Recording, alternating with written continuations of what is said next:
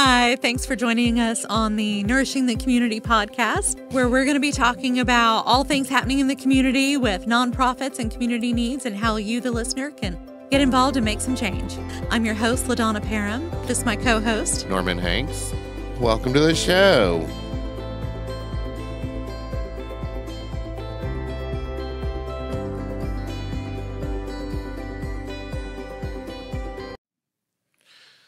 Welcome to Nourishing the Community Podcast. I'm your host, Norman Hanks, and with us today is Brian Sweatt with Mechanics on a Mission. How are you today, Brian? Great, Norman. Thank you so much for having me. It's really an honor to be on your podcast. Well, thanks. Thanks for coming and talking to us. So I'm sure you've been on podcasts before. I feel like I saw you on one with Endure Athletics or one of those other people who we love.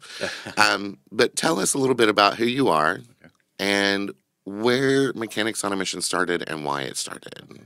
My name is Brian Sweatt. For the previous 17 years before I did OC and Mechanics on a Mission, I was the head of school at Lighthouse Christian School and Preschool in Antioch, Tennessee. Many people remember in 2010 we had a building float down the interstate. Seven buildings devastated. Yeah, that was a very iconic picture of that. And I remember standing in my living room with my wife and hearing Leland Statham call that live, that there's this building floating down the interstate, and I saw it a little bit, and I'm going, oh, that's somebody's home. This is terrible. This is really devastating. Then it flipped around, and we had our Hope sign. It was called our Hope Building, and I'm going, oh, we're those people. That's us. Oh, my goodness. That's our building. Yeah. And, of course, we know, as Paul Harvey would say, the rest of the story, where ABC Extreme Makeover in our community came and rebuilt us a preschool, 8,000 square feet in 1 week. It was absolutely incredible, but Extreme Maker at that point in the community decided, how could we impact the most people? Because so many people had been affected and impacted. And rather building like a single house, how can we, by building a school, we're able to help so many kids. And since they left and we moved that bus, we've had over 1,000 K4 graduate from the preschool, and it's still going strong today, even though we're not involved as we were. But when we, in 2020, COVID hit. We finished the school year, got the next school year started. My wife and I were both really, really clear that it was time for us to do something different. We weren't really sure what that was. But Labor Day of 2020, we resigned and started out on a new adventure. And a friend of ours in the community came and said, hey, why don't we start a ministry together, nonprofit in a church? And I'm like, yeah, that's great. I love the ministry aspect of nonprofit. I'm not really a pastor. That's not really what I want to do. And so, hey, thank you so much. I'm honored that you would want me to do that with you, but I don't think it's what God has for us next. Well, they literally, after we turned them down, had a meeting out in San Diego with Bob Goff, the Christian inspirational author, speaker. And Bob reframed it a little bit. They came back and said, hey, can we meet with you one more time? We framed it a little bit. And it was more of like a small group and nonprofit ministry, where the nonprofit would be just to go find needs in Middle Tennessee and meet them. And that really resonated with me. So I said, yay, that'd be great. We'll do it. I got in the car with my wife, didn't really discuss it with her. And she goes, what did you just do? It's like, oh, yeah, I got kind of excited. Yeah. But no, we ultimately did decide that was what we wanted to do. And our church ministries was born, and really, again, it was just designed to meet on Sunday morning for an hour and a half or so, encourage people, get refueled, and go out during the week and serve. Because there's a lot of good churches all throughout this area. So if we were going to have a church or a small group in this case, what was going to be different? And the difference is we were really going to go try to care for our neighbor and try to show the love of Jesus out in the community. Fast forward a year in, and my son, and then Jamie and Carly Noe, who were our founding partners in this, their son came to us, and one of their classmates at Lighthouse had been driving home and had been forced off the road and had a little beat-up pickup truck, but it totaled the pickup truck. They were only able to afford liability on it, so they couldn't replace it. Mom worked at the school, knew the situation well. The young man had gotten really sick, had lost about 60 pounds, just a lot of things in their life, a lot of challenges they were facing. And they said, hey, can we buy Cal a vehicle? And we said, absolutely. And the coolest thing was when we went and got that vehicle, we gave our boys the keys, and they're the ones who gave it to their friend. And so that was a really, really special thing. And we never got out of the vehicle. We were kind of parked back in the back. Just kind of wanted to watch and see. But seeing your boys really understand, hey, it's far better to give than to receive, and to invest and love people and care for them was moving. We were all four of us, our wives, and we're just bawling. It was really special.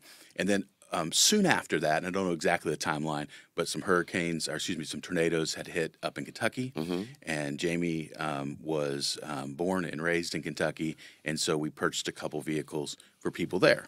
Worked with some dealerships there and got some vehicles. We didn't even go up there to give them away. They gave them away. We just sent the money and arranged the purchase and everything. And as we looked around, we saw that we had the manager of Tire World, one of the owners of Christian Brothers right here, Memorial, Nelson Mazda, the chief operating partner, and general managers were some of my inner circle friends and guys. And Christian Brothers already had, once a year, they would do a day for single moms and dads and widows and military vets, where they do free oil changes and brakes and those kind of things. And we said, I think we can take this at a deeper level. And as we looked around, we know that Middle Tennessee and Nashville, the public transportation is shaky at best. Yeah, we all laugh at that. It's not very good, unfortunately. It's horrible. Yeah. And unless you live on you live and your job is on some sort of bus line, you'll ride 2 hours trying to get to where you want to be. Where if you had a car, you could be there in 10 minutes. And out of that, and a few meetings, Mechanics on a Mission was born. And yesterday, with the Laney Wilson family, with High Road Inc., and with Academy of Country Music, Lifting Lives, we gave away our 56th car. Wow. In a little under 2 years. We've repaired over 200 at no cost to the recipients. And so we've partnered together with this really big network. Even though we're this little small group over here, we have this really big network of mechanics and technicians that work with us and volunteer their time. So we're able to do that. That's amazing. So I love Mechanics on a Mission. I love our church. I know what y'all do and who you are, because we've worked together on multiple things. Sometimes, yes. And we just adore y'all. And that feeling is mutual. Nourish, as I was telling you walking up here, we are a better community because Nourish Food Bank's here, because of what you do, Norman and Joyce, and so many other people there. You make our community so much better. We're very grateful for what you do. You're easy partners to join with, because we see the impact that you're having on so many people. Thank you. Yeah, we try to take care of folks. We have a client now that I've been working with for a while, and I had told him if he would get it together, get himself going, keep his apartment. We took him out of a broke down car. In 6 months, got him into an apartment. So it's like, you've got to learn to keep the apartment, take care of yourself, and keep your jobs. And he's a mess. But he was one I was going to bring to you all, and we're still discussing. Amen. Yeah. But he's a good kid, right? Yeah. We have a lot of those. We partnered with Junior League a couple of months ago, and partnered with you all, and we got a young lady a car. Sure did. She was a great story. Yeah. She had been couch hopping for a minute, staying at a friend's while finishing high school and working, Ubering to and from work. And y'all were able to put her in a sweet little car so that she'd be able to manage her life when she got to college, which she did, and she's doing great from what I'm told. So that's awesome. Yeah. So Mechanics on a Mission, you don't just give away cars. You also fix cars. Yes. So I've had Joyce, who I adore Joyce. She's one of my favorite people. Me too. She was talking to me one day earlier this week or last week about Mechanics on a Mission and how people want to know how to get in touch with y'all because they're constantly wanting help, right? And Joyce is like, but we're not giving them that number. That's Brian's number. He doesn't want to deal with all those talks and all those phone calls. And I was like, well, that's why we refer them over to him and we talk to him about it. So if someone is needing assistance with a vehicle that they need tires fixed or they need the windshield fixed or something, how do they get that help? They can't come straight to you. That's not how y'all do it, right? How do y'all make that happen? Yeah, and that's a great question. And, we want to work through great organizations like Nourish Food Bank. What you just said about this young man who we probably ultimately will help. I'm pretty sure that'll ultimately be what happens. But it really, and we kind of stumbled into this, but it really worked out in a genius way where we rely on nonprofits, charities, churches, ministries to do the vetting. We want somebody that you've walked with, because what we found early on, when we just give a car to someone and they're kind of solo by themselves, it could be helpful, but it could end up right back to where they were. and not have the people alongside them being able to help them walk and be successful. And that's where Nourish Food Bank comes in. As you mentioned, you've been working with them for months, so you know the situation, you've vetted the situation, you know the person, and we trust you. We know what work you're doing, and so what we do is we ask that they be referred by an organization here in town. We work with about 30 right now, and let me tell you, as the word gets out, I mean, all I'm doing now is meeting with different nonprofits that want to be involved, and so I'm thinking about, okay, how do we get together a preferred list? Obviously, Nourish Food Bank's on that preferred list. When you call us, because we're getting so many calls, how do we keep up? Right. Even with having now 12 centers and 100 mechanics and techs or so, it's still they're working on their margin. They still have to run a business and make money, but we're having to coordinate all of that. So it's been growing quickly and expanding rapidly, but we still rely on organizations, charities, nonprofits, ministries like you guys, like the Experience Church. And when Pastor Travis calls me and says, hey, we have somebody, it's like, all right, we're there. Yeah. Because again, you're walking with them. So even after we do our part and leave, we know that you can be there to help them walk and be successful. Yeah. Nourish believes in collaborating as much as we can with as many organizations as we can. LaDonna, our former CEO, drilled that into the organization, right? That was a big part of who we became when we rebranded as Nourish. And so I love to work with organizations that work with other organizations. Yeah. Well, there's so many good organizations. We do cars. Mm-hmm. We don't need to do food because we have Nourish. We don't need to do housing because there's so many other organizations. What we need to do is collaborate and all bring what we bring to the table, that piece that makes that an entire wheel come together, work, and roll. Right. Yeah, and that's part of what we saw moving into Murfreesboro, right, was we wanted to work with agencies that needed food for their clients, but that was not their focus, right? There's a lot of organizations that give out food, right? And our clients, what we're seeing, are starting to return some of that food because it's not stuff they can actually use, Yeah. Who can use 20 bags of dry beans and rice? Absolutely no one in a lifetime. I don't mind it, but I couldn't use it in a lifetime. So it's if more organizations had that outlook, right, let's do our piece and let someone else do the part that they're doing. Yeah. We might be able to stretch funds a little bit further and get more service out there. Well, speaking of stretching funds, in our partnership with Christian Brothers, our ministry OC sewed in about $40,000 since the inception of this for repairs of vehicles and things, and they were able to turn it into over $80,000 worth of work. So we doubled. That's that whole thing. We stretched those funds so much further because of empowering them and enabling them, helping them to be able to fund some of those repairs, and then they do it at a reduced rate and reduced parts. And again, you're having somebody who is a professional fix your car. If I had to fix your car, Norman, you would not be happy with me. No, you would not say kind words. I don't know. That's kind of the irony of all of this. How the Lord has a sense of humor because He takes somebody who doesn't really know a whole lot about mechanics and puts them in charge of mechanics on a mission. But it's the administrative piece. I've got the people around us who are those experts. Who I always say it's those techs, mechanics, and leaders at our centers that are the engine that make all this run. Mm-hmm. We just be a pretty little car body without that engine making it run. Yeah. So tell us how you get the cars, because you obviously don't go out and buy brand new cars for everybody, right? That would be insanity. Yeah. Yeah. So how do you get your vehicles? So we either do go out and purchase some vehicles. We try to go through dealers, sometimes marketplace, sometimes driving around, someone sees a vehicle, looks good, and we'll go check it out. We also take donations. For us, a donation of a vehicle is like a cash gift. It's like writing me a check because if we don't have vehicles, then we have to go out and buy vehicles based on demand of who we're servicing, who we've agreed to help. And so that's something that's really, really picked up tremendously. We were part of Cross Point Church from downtown, has several campuses.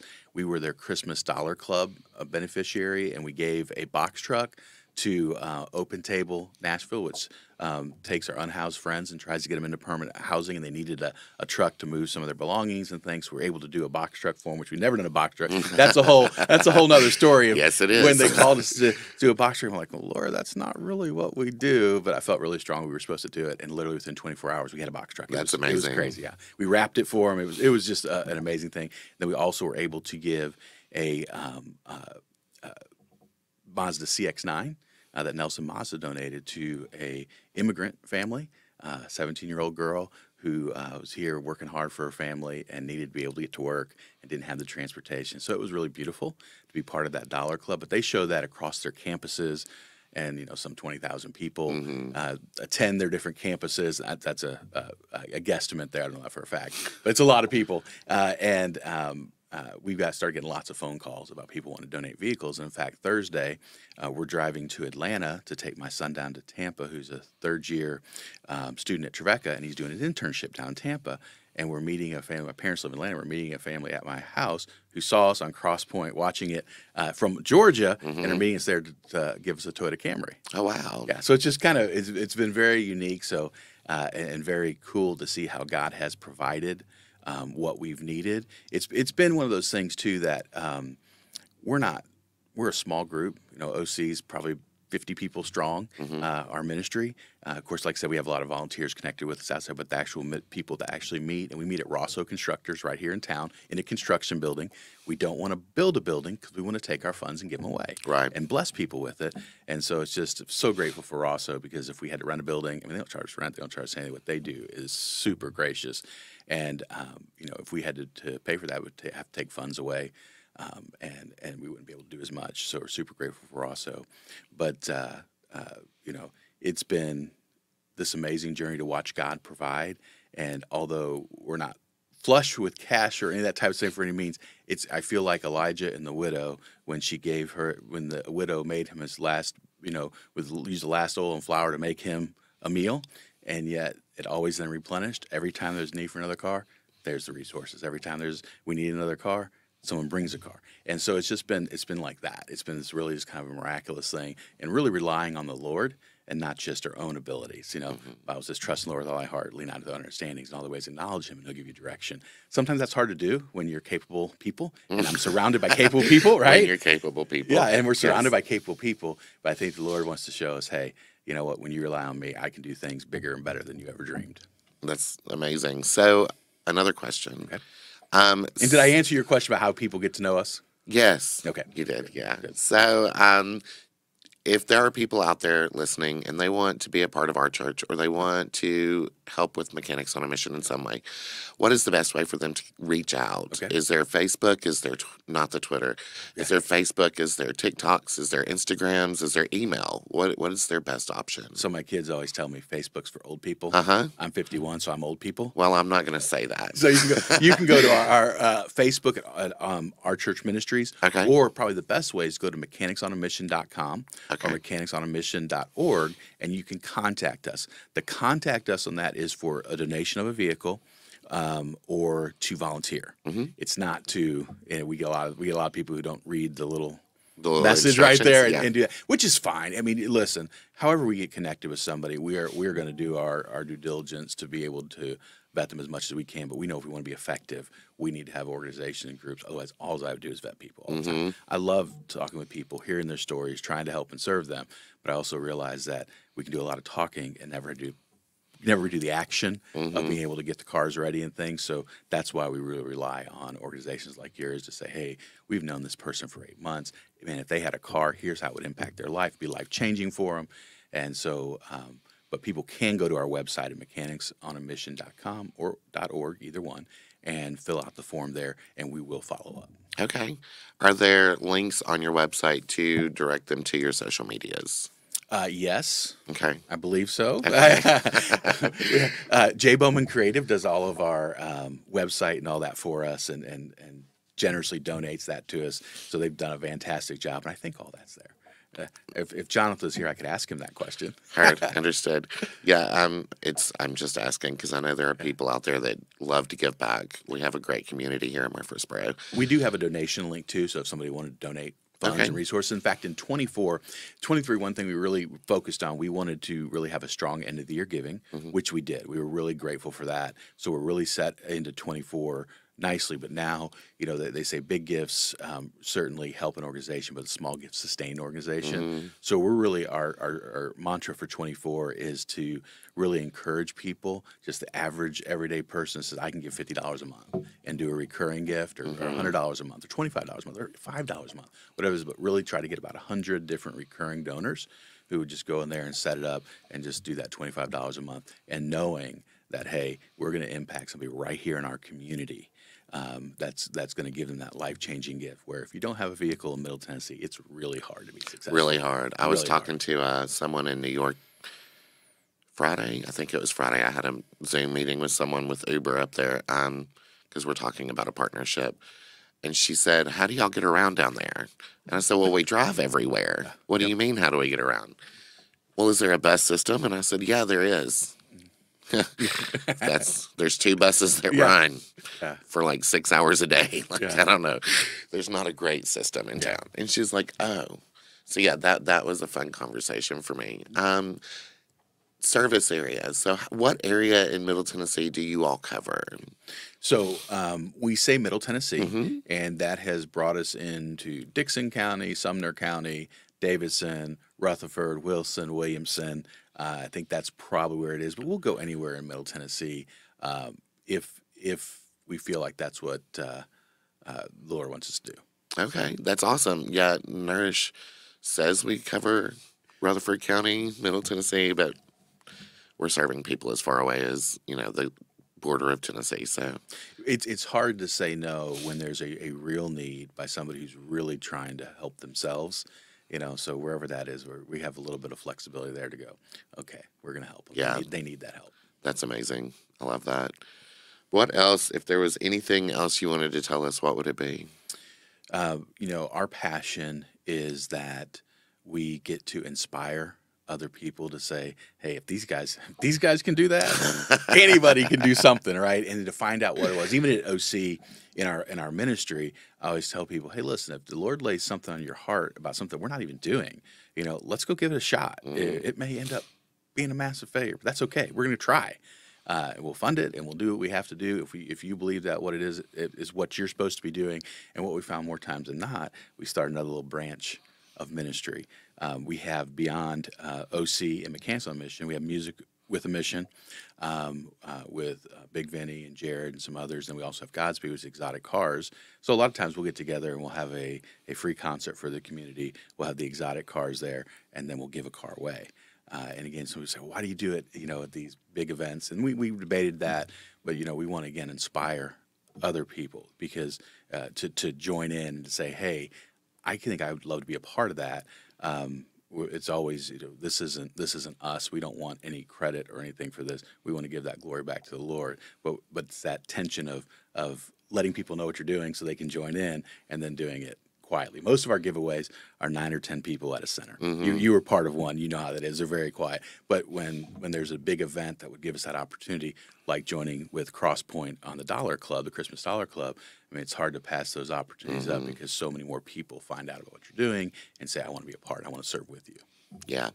I know y'all had an event at the Fountains last year. Yes, sir. I couldn't give you a month because it's been so long for me. Yeah. But you had music out there. You had the car that you were about to give away out there. And you had a lot of people just showing up. Yeah. So a car show going on, I think. Yeah. So the one that was kind of went over the top was our trunk or treat with music with a Mission's trunk or treat. And the first year we did it was 2 years ago at the Fountains.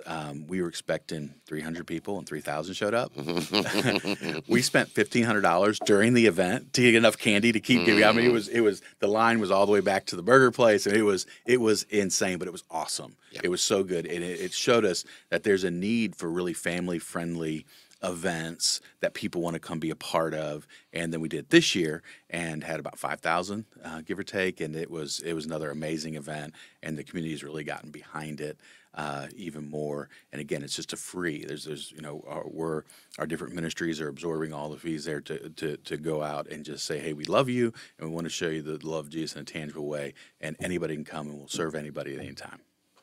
So our church is where it all started. Yeah. How do people find our church if they want to join and be members? Yep. So we don't have members. We have active participants. Is how we say it. So we don't have a membership role or any of those kind of things. We don't pass the plate on Sunday. I mean, it's just, again, it's we meet at Rosso Constructors on Sunday morning at 10:15. Anybody's welcome to join us. Rosso is right off 840 in Veterans. It's 125 Manson Court is the address. And it's just a small group of people getting together, trying to encourage each other, studying the Bible, talking about how we can make an impact for about an hour and 15 minutes a week. And then the rest of the week, the rest of the time we're out doing things, we're gonna be out serving the community. One of the things I love or highlight is the OC Christmas Project. Here's just a couple of things that we did that were super, super cool. Godspeed had a Curves and Coffee where they met at the fountains and went out to Shelbyville to a barbecue restaurant there, and everyone who came donated a gift. We then took those Christmas gifts and threw a Christmas party with Teamwork Missions for the kids in the Nashville Rescue Mission. So that was super, super special. So that was one Saturday. Then the next Saturday, we went to an underserved Walmart in Elysian Fields across from the zoo, and everyone who showed up got a $100 bill to go find somebody. This was the 22nd? Yeah. Saturday the 22nd, and of December. And so people there who are shopping, they've been saving their money, trying to buy gifts for their kids. Mm-hmm. And we went up and gave them $100. You know how many people had like one or two, things in their buggy, and then we gave them $100, and they were able to get their kids so much more. And no, we don't tell anybody we're coming. We do tell the store that we're coming. They know, but we just kind of do it just very, just casually. And like I said, we gave out $5,000 that day. And then the next, on Sunday, we joined with Strong My Father, which mentors fatherless boys and girls. And we picked 4 homes and 9 of their kids, and 50 of us went and delivered all sorts of Christmas gifts to their families and Christmas carols. And we do have some good singers. I am not a good singer, but it was a lot of fun as we Christmas caroled, and we presented their kids with all those gifts. So we do about 10 different events in the OC Christmas Project. Those are 3 of the highlights. But those are the kind of things that we're looking for, things that will impact people's lives, give them the hope and encouragement. We're a ministry of hope and encouragement. Hope because at times there are people who are in the darkest times of their lives. If a family member gets cancer or they've lost a loved one, they need hope.